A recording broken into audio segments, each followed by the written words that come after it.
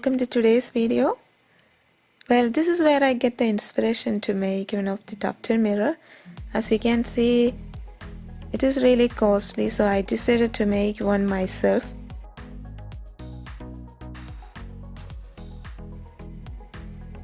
It is the mirror I'm using today.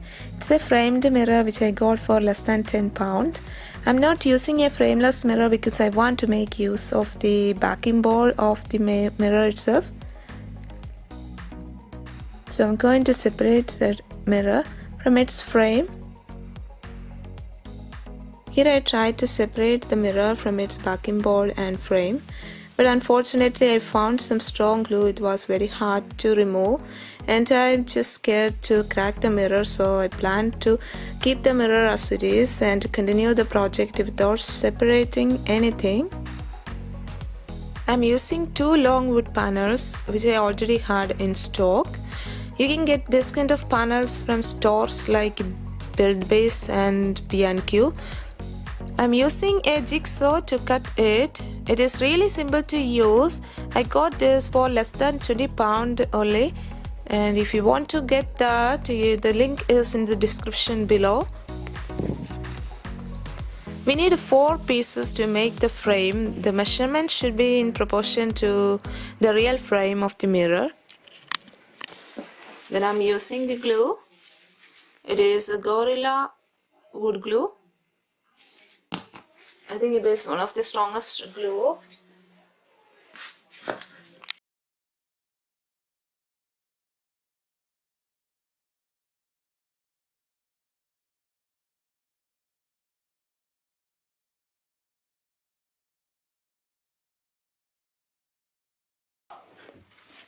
Let the glue dry, and meanwhile I'm going to use some pins. It is a heavy duty staple gun. I'm using the pins to hold the wood in place while the glue is drying.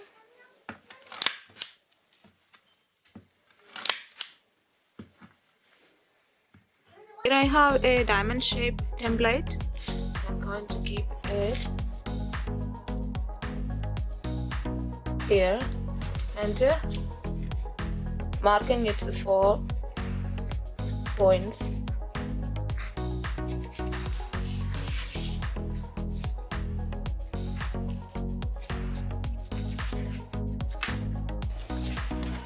Now we need to drill the hole on each point where we marked.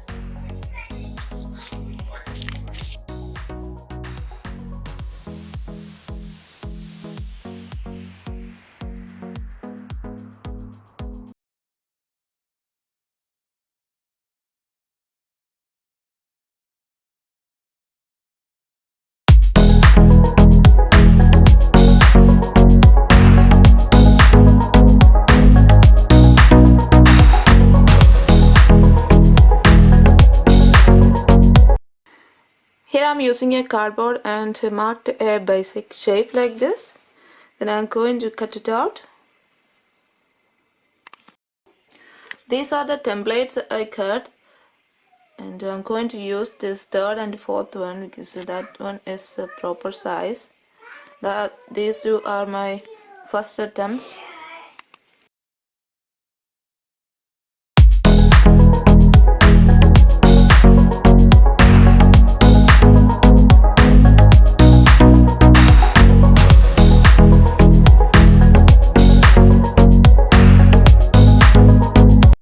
I place that template on top of the frame. Then I'm going to use the pins to keep that in position and secure it.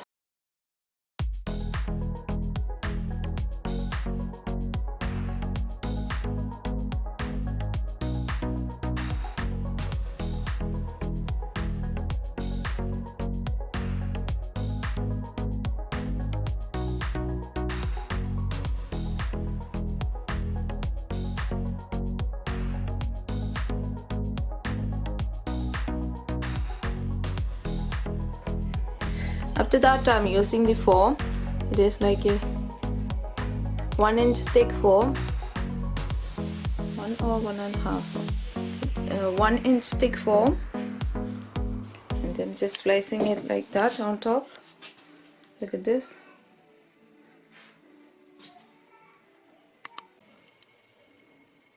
I'm cutting the foam into the shape by placing it under the frame.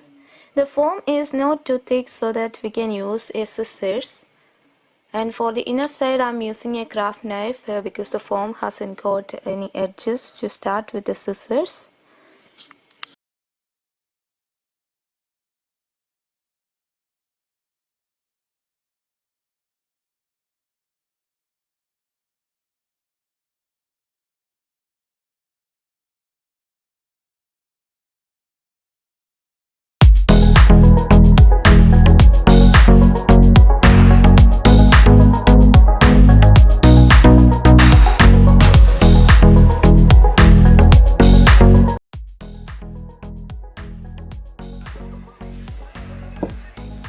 This is the fabric I'm going to use. It is a 4-way stretchy velvet fabric and the color is raspberry pink color.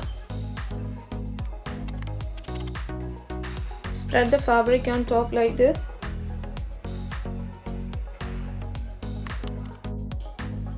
This is the button I'm going to use.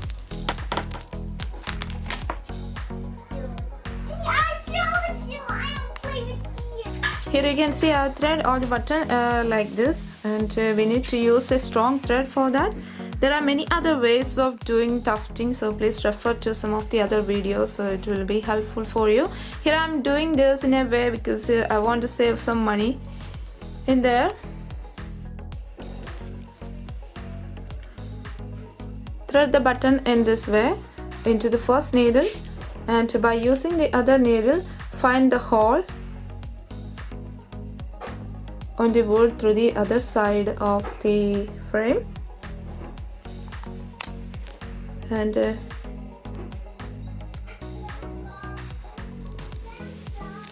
use the other needle, and it is a easy way to find where is the hole,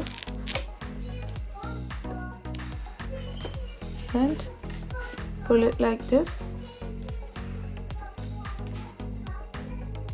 And I'm taking out the thread needle from there by leaving it in that way.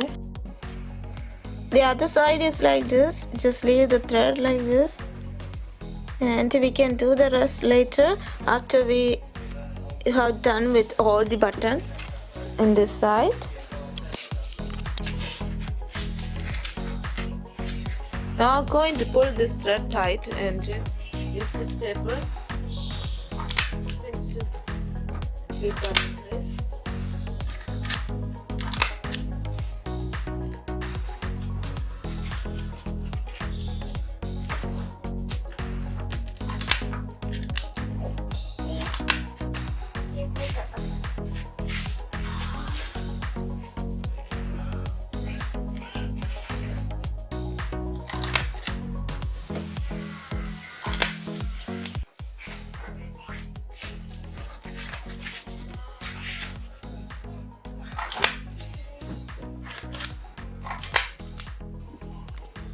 Let's see what is the second method of tufting.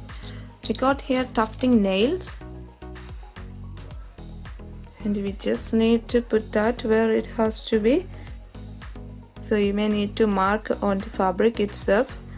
Just press it down, and by using your hammer you need to hit it down.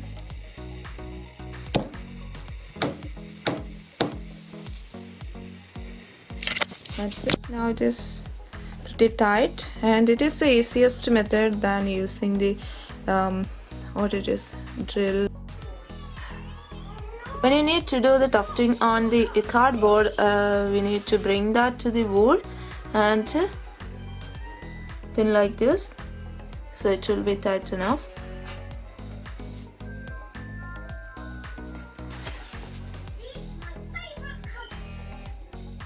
So this is how I made it tight.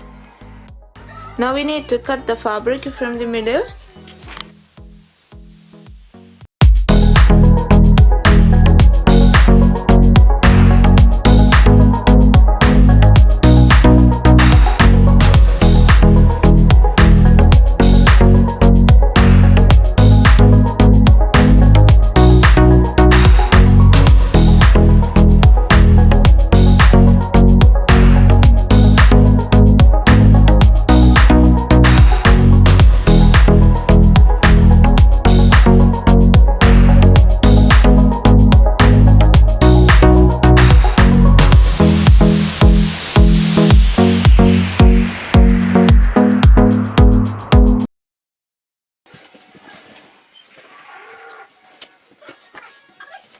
In this part where the cardboard and fabric come together, I'm using hot glue.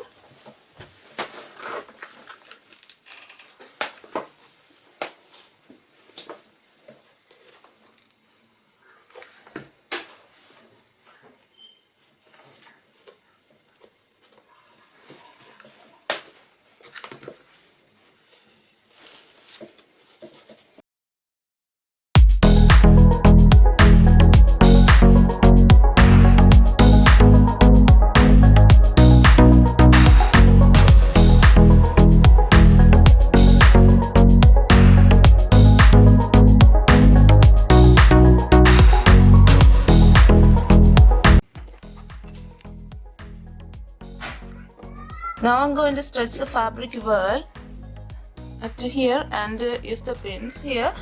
I used some pins on the edges of the foam because it will give a good hold when you're stretching the fabric, and it will give a neat and clean look on the side.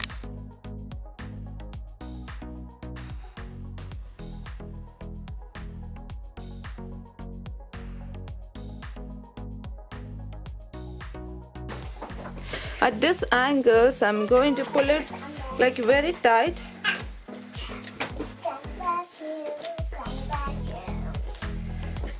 And to see how the front side look like.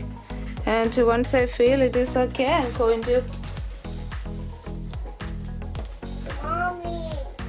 use the pin.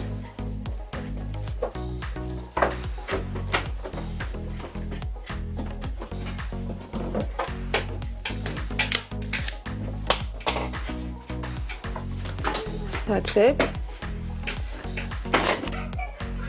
To get a good stretch on each angle like this, I sew from here to here and tie that together like this. And here is an open space. I'm going to cover it by using a small piece of fabric there by using some hot glue.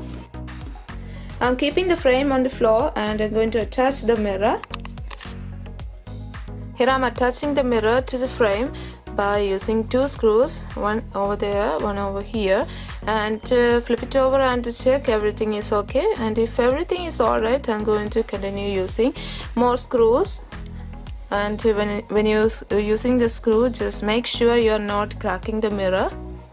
So if you need to get help for that, you can do it. I fixed the screw up to its halfway. One over here and one over here. Now I'm going to flip it over and check. Then I'm going to go along and fix all the screws, and our tufted mirror is ready.